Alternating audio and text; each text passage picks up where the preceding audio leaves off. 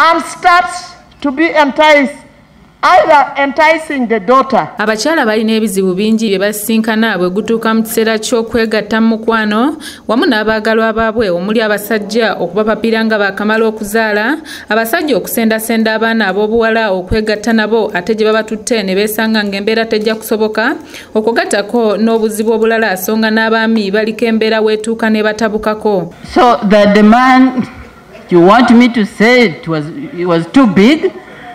That the woman could not manage. So she said, I can't manage, otherwise I will die. There are circumstances of that type. Okusinziira ku kunoonyereza ekikolwa eky'okwegatta kimu ku ebyo ebisaanyizzaawo obufumbo obw'omukwano era ng'obutabanguko bungi obalukawo mu maka ag'enjawulo nga buva ku nsonga eno. You may be HIV positive.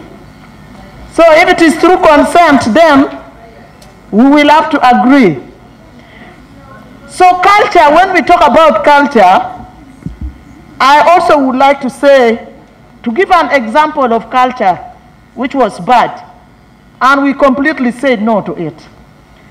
Omubaka omukyalo wa disitulikiti ekumi Honorable Monica Modingi we yasinzira okwanjulira Paalamenti ebbago ly'etteeka okusobola okukendeeza ku bizibu ebisinga ebiva ku nsonga eno erya Sexual Offences Bill 2019. And also to enhance punishment of sexual offenders, provide protection of victims during sexual offense trials, as well as provide for extraterritorial application of the law and to repeal some provisions in the Penal Code Act 120 and also provide for other related matters. Ebbago lino Paalamenti ebadde yalisindika mu kakiiko k'ebyamateeka ng'olunaku olwaleero ssentebe w'akakiiko kano Maxon Jackson Obothi asomedde Paalamenti ebivudde mu kakiiko ku bbago lino oluvannyuma lw'okulikubaganyako ebirowoozo. In most sexual offences, the act being punished is the act of engaging in a sexual act without the consent of the other person.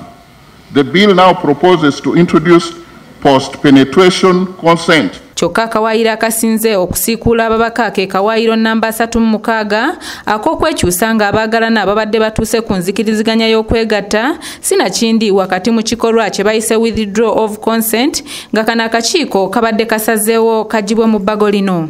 The person who is saying you are withdrawing is now a rapist. Yes, if I am not telling you the right thing, you will come and challenge me on the mic. It is very dangerous for us to legislate in a manner that is not so much clear about the intention of this bill. Somebody should be given an opportunity or a right to withdraw consent just in case the two partners agree to go for the sexual act, and then when they reach there, for example, if they have agreed to have protected sex, and then someone says after reaching there that no, we are not protecting it. We should make sure that we pass this bill in thorough so that we can put an end to that, or at least try to attempt to reduce malinjustice that is or injustices in community. Wabula ababaka naddala abakyala bagamba nti akawaayiro kano ka mugaso nnyo mu tteeka lino si ku bakyala bokka wabula n'abaami olw'ensonga nti bingi ebisobola okutuukawo ng'ekikolwa tekinnatandika oba wakati mu kikolwa nga kyetaagisa omukazi oba omusajja okwejjulula n'agaana. There are circumstances. We've talked to many women, and recently I saw on Phoenix browser where a woman was telling the court, she was saying that for her, she wants a divorce a day after the wedding because the man's manhood was impossible. I think for you to wait until it is treated and maybe until the size is reduced, it might never reduce. Because you are very heavy, you couldn't go into the act. And here you are, he wants. And you also have the feeling that you want. Kyokka ababaka abamu abasajja bagamba nti si kya bwenkanya kuba omuntu we mutuukira okugenda mu kifo kyonna okwesanyusa kitegeeza nti mba mutuuse ku nzikiriziganya. You move from here to Ndeba. After Ndeba you enter into a hotel. You went into a room. Even if there is nothing that have taken place in this generation where you have seen that many ladies and girls impose themselves on men. Who told you to come and legislate on our issues? These are our issues in the bed. Why are you coming to tell us this and that? And remember, Madam Speaker, how it ended up. It is not just about withdrawal, but the moment you withdraw, there is an implication in accordance to this, with this what? Bill.